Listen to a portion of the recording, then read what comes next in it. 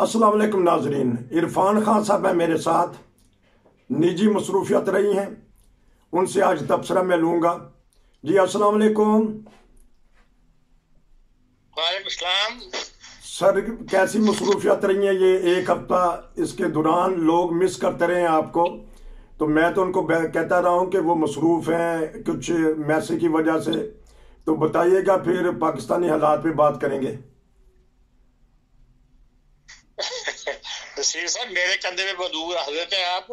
आपका तबसरा लेने का टाइम जो है वो तब्दील करें, क्योंकि सुबह के टाइम तबसरा ले लिया करें। जब भी मसरूफियात शुरू हो जाती हैं, दिन शुरू हो जाता है, भाग दौड़ काम शुरू हो जाए, तो फिर तबसरा देना जरा मुमकिन नहीं होता। तो इस वजह से तबसरा रह जाता है। आप मेरे बात डालते हैं कि निजी मसरूफियत कोई ऐसी निजी मसरूफियत आजकल नहीं है जिसमें कह सके कि मैं तबसरा नहीं दे सकता। सिर्फ ये है कि टाइमिंग आपके काम करने का और है, मेरे काम करने का और है। तो जो आपके काम का टाइम था, आपने क्या किया? मैसेज वगैरह का पता चला कि वहाँ पाकिस्तानी आर्म टेक्सटाइल मैच पे लगा हुआ था। ये दुनिया का सबसे बड़ा आर्म टेक्सटाइल का मैच है। दुनिया यहाँ पे जो फ्रैंकफर्ट में लगता है, ये हमेशा जो हर जनवरी की सेकंड डेइंग स्टार जो ट्यूसडे होती है उस दिन शुरू होता है और जुमे तक जाता है। और पाकिस्तान से भी इस साल भी 269 कंपनियां जो है आई हुई थी। अच्छा। कुल इसमें 4300 एग्जीबिटर थे पूरी दुनिया से, जिन्होंने यहाँ पे 12 हॉल्स के अंदर अपनी मसरूआत जो है वो पेश की है। और इसमें से अगर सिर्फ 4 ममालिक आप देख लें, जो चाइना, भारत, पाकिस्तान और टर्की, तो इन्हीं के स्टैंड जो है वो 1500 के करीब थे। अच्छा। यानी आधे के करीब स्टैंड जो है सिर्फ इन 4 ममालिक के थे। बाकी दुनिया से जो है एग्जीबिटर आए हुए थे। तो इस लिहाज से भारत एक बड़ा इम्पोर्टेंट मैसेज है। पाकिस्तान क्योंकि टावल में और बेडशीट्स जो कॉटन की है उसमें काफी मशहूर है, इस लिहाज से हमारी प्रोडक्ट जो है दुनिया मानी जाती है। तो बड़ी बड़ी कंपनियां जितनी भी हैं पाकिस्तान की सारी आई हुई थी, लेकिन सारे ही बेचारे इत्मीनान का शिकार थे। तो पाकिस्तान की करंट सिचुएशन है मईशत की, और जो डॉलर का बहरान आया हुआ है, फॉरेन एक्सचेंज नहीं गवर्नमेंट के पास है, उसकी वजह से सारे परेशान है कि भाई उनको सबका बिजनेस जो है मुतासर हुआ है। बहुत सा यान जो है हाई क्वालिटी का यान जो है का, पाकिस्तान का अपना यान जो है वो 36 तक या 40 तक का यान तो अच्छा मिल जाता है, लेकिन हाई क्वालिटी का यान सबको इंपोर्ट करना पड़ता है और उसमें उन्हें दिक्कत पेश आ रही है। एलसी वगैरह नहीं खुल रही, और जाहिर है कि एलसी नहीं खुलेगी तो फिर माल भी नहीं मिलेगा और एक्सपोर्ट भी नहीं हो सकेगा। तो बहरहाल जिससे से भी बात हुई है वो अदम इत्मीनान का शिकार था। पाकिस्तान का तमाम बिजनेस कम्युनिटी, जो छोटा बिजनेस मैन है वो तो बहुत ही ज्यादा बेचारा पिसा हुआ है और बहुत ही हुकूमत से और मुल्क की हालात से जो है जिसे कहना चाहिए परेशान था, लेकिन बड़े भी परेशान थे। और यही वजह है कि मैं समझता हूँ पहली दफा ऐसा हुआ है कि पाकिस्तान के पवेलियन के ऊपर जो है वो सफीर पाकिस्तान ने विजिट नहीं किया। अच्छा। वरना हर दफा सफीर पाकिस्तान जरूर तशरीफ लाते हैं और बड़े बड़े स्टॉल से हैं उन पर जाते हैं, अपनी मसरूआत को देखते हैं, प्रेस भी उनसे गुफ्तगू करता है। लेकिन इस दफा 2-3 दिन तक यही होता है, ये आज आ जाएंगे, शायद कल आ जाएंगे। और मैं समझता हूँ उसमें भी कोई वजह और भी हो, लेकिन मेरे नजदीक यही है कि वजह कि वो जो जितने भी बड़े बड़े टेक्सटाइल वाले थे वो भरे बैठे थे और उन्होंने जो गुफ्तगू करनी थी, जो सवालात करने थे या जो शिकवे गिले शिकवे करने थे, बाहर उन्होंने सफीर से करने होते हैं। यहाँ पे मुल्क से बाहर आएंगे तो सफीर से कर सकते हैं, जो कुछ वो पाकिस्तान में करते हैं वो तो है ही। तो उस वजह से शायद वो उन्होंने मैं तो यही समझा कि मैं विजिट ना करूं और वो पाकिस्तानी स्टॉल्स में नहीं आए। जी, ये एक छोटी सी तस्वीर आप कह सकते हैं कि आपके हाउस टेक्सटाइल फेयर की थी। बहुत कुछ बता दिया आपने इस छोटी सी तस्वीर में। पाकिस्तान के जो सियासी हालात हैं उसका भी बता दिया, मुआशी हालात उसका भी बता दिया। हालात कब बदलेंगे, यहाँ का जो बिजनेसमैन जो आया था वो क्या कहता है, और इमरान खान इसका हल सिर्फ इंतखाबात कहते हैं।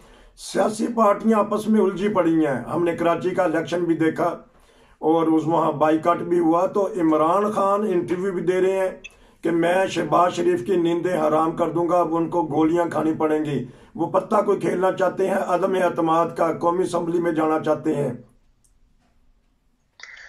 देखिए, ये जो लंबे अरसे से गेम चल रही है एक दूसरे के खिलाफ, और अभी तक इमरान खान साहब का गुस्सा ठंडा नहीं हुआ। अब तक तो उन्होंने बाइकआउट किया हुआ था नेशनल असेंबली का। अब उन्होंने आजमाया है पंजाब असेंबली के अंदर वोटिंग करवा के, अदम एतमाद पेश करवा के, आया एस्टेब्लिशमेंट मुदाखलत करती है या न्यूट्रल रहती है। जिस तरह के एस्टेब्लिशमेंट ने कहा है कि हम न्यूट्रल रहेंगे, वो उसको आजमाना चाहते थे।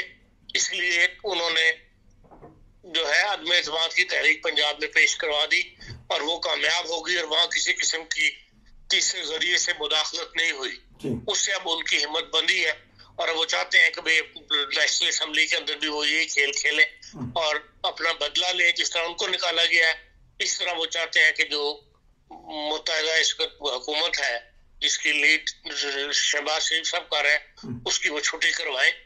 तो उसमें अब वो एक कोशिश कर देखेंगे, मुमकिन है उन्हें कामयाबी हो जाए इस वक्त, क्योंकि हालात बदल गए हैं। MQM ने जो कराची का बाइकआउट किया है, उसका बाइकआउट की वजह आपको पता ही है कि उनकी बात नहीं मानी गई।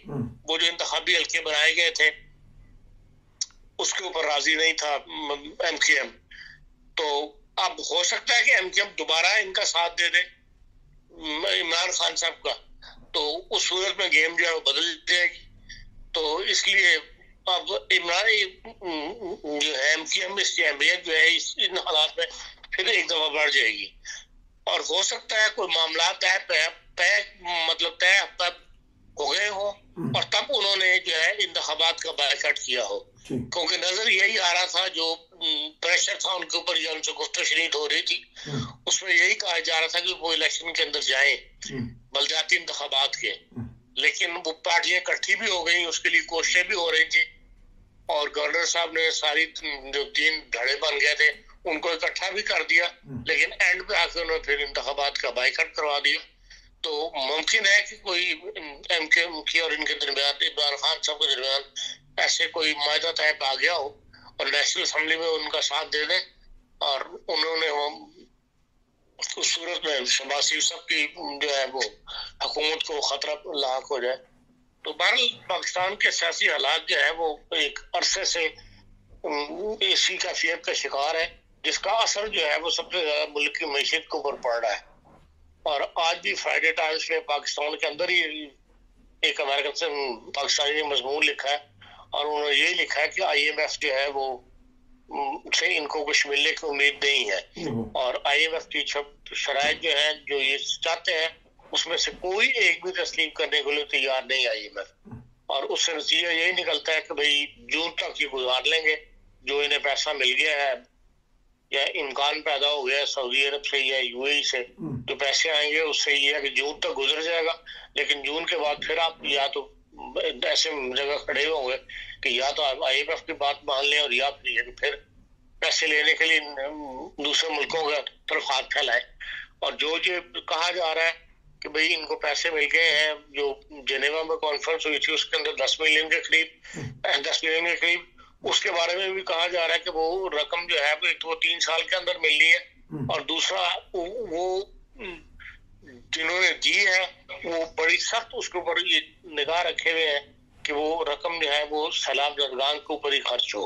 वो उससे कोई आप मुल्क की मईशत को ठीक करने के लिए या मईशत का पहिया चलाने के लिए, या जो इस वक्त डेफिसिट का खर्चा है हुकूमत को, उसके ऊपर खर्च नहीं कर सकते। ये उसके अंदर शर्त रखी गई है, जिसका इजहार जो है वो हुकूमत पाकिस्तान ने अभी तक पब्लिक को बेवकूफ बनाने के लिए नहीं किया, लेकिन उसमें जून में क्लियर कट वो शराइत लिखी गई है जिनको ऊपर ये रकम दी गई है, और इसलिए वो रकम जो है वो उन पर इस्तेमाल नहीं होगी मईशत के संवरने में। तो इसलिए डिफॉल्ट होने का खतरा जो है वो बकौल उस मजमून निकाल के उसी तरह वो जो है मौजूद है। जी, आपस की चपकलिश है, दहशतगर्द और जो इंतहा पसंद है वो अपना काम किए जा रहे हैं और एक दूसरे पे इल्ज़ाम लगा रहे हैं। वो कहते हैं जो पेशावर में वाक़या हुआ है या खैबर पख्तूनख्वा में इंतहा पसंदी दहशतगर्दी है, ये नाअहली है उस हुकूमत की, सूबे पे डाल दिया है। ये 13 जमातें क्या कर रही हैं कितनी नाअहल है कि इनके देखते देखते बहुत सारी दहशतगर्दी हो गई और पुलिस वाले अपने जान से हाथ धो बैठे। देखिए, ये नाअहली सारी हुकूमतों की है, सारे सियासतदानों की है, क्योंकि सियासत मुल्क को जब भंवर में घिर जाए तो फिर किश्ती जो भंवर में घिरी हुई किश्ती को निकालने के लिए सारी कोशिशें करते हैं, सिर्फ मल्लाह पे बात नहीं छोड़ दी जाती। इस वक्त जो भी सरबराह हुकूमत है वो इस वक्त मुल्क को नहीं निकाल सकता।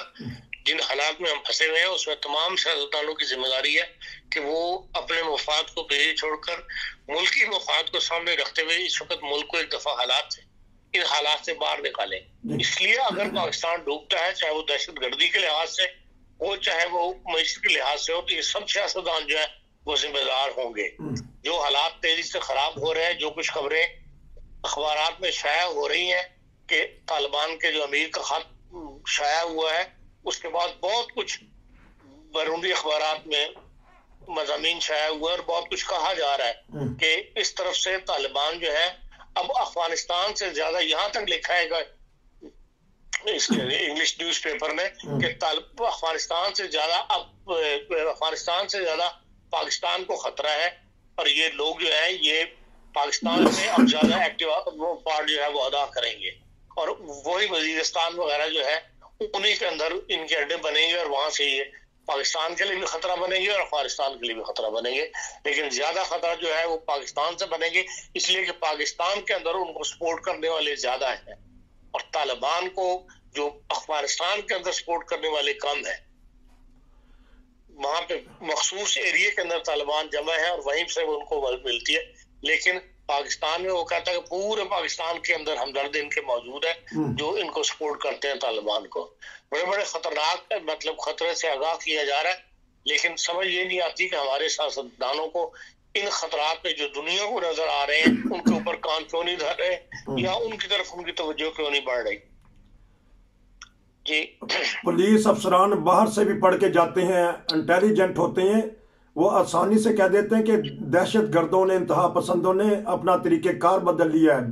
जब ये पुलिस थाने पे हमला होता है उन्होंने ऐसे तरीके से इनको मारा है कि ये परेशान हो गए कि ऐसे भी हमला हो सकता है।